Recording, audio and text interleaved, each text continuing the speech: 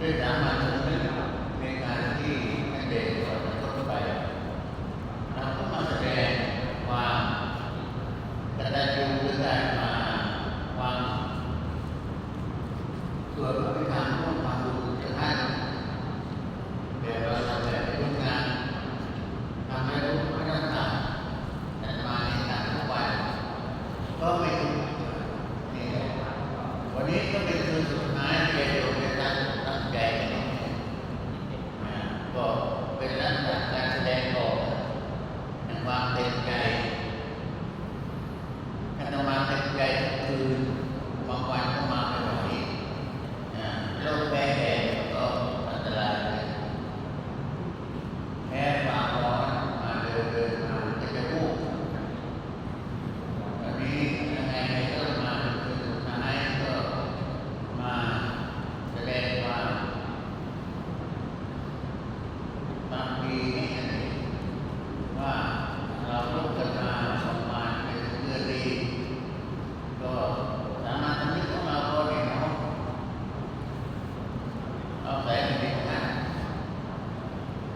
ทำด้วยใจที่บริสุทธิ์ใจอาตมาเป็นลักษณะนี้นะทุกวัน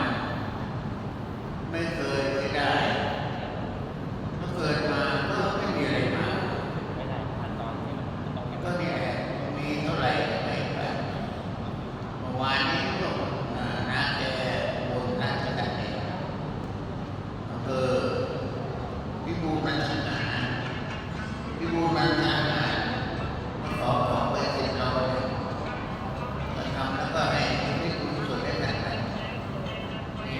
เข้าใจแล้วก็ตัดไปเป็นความสามารถ